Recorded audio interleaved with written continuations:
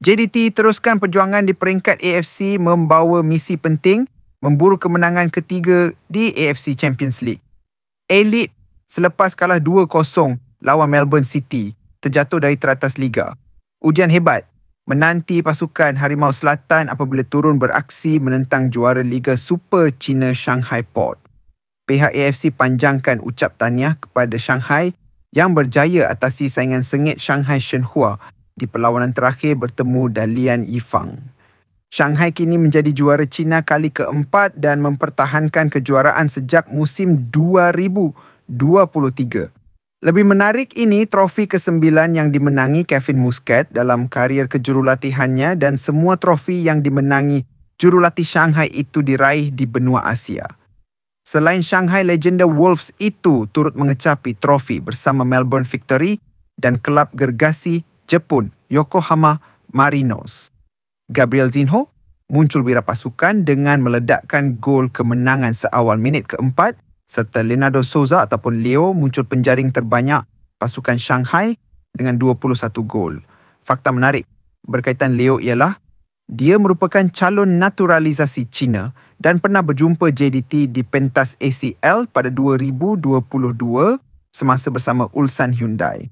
Dia bagaimanapun tidak berjaya jaringkan gol di Stadium Sultan Ibrahim apabila dikawal rapi dengan ketat dan cemerlang oleh pertahanan Harimau Malaya Syahrul Saad semasa musim 2022.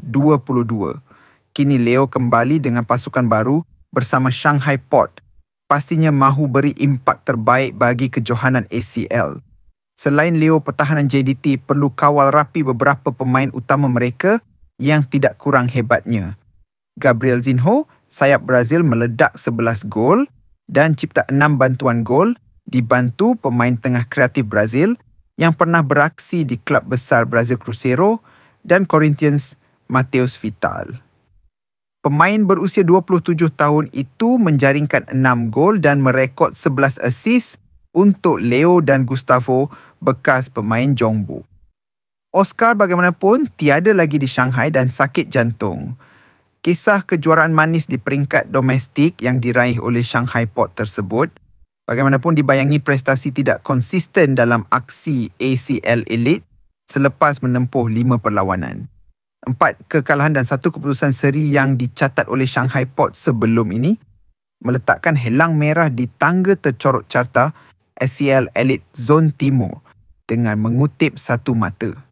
Manakala JDT pula berada di tangga ke-7 setelah 5 aksi hasil 2 kemenangan, sekali seri dan 1 kekalahan termasuklah ketika tumpas 2-0 kepada Melbourne City dalam perlawanan terakhir.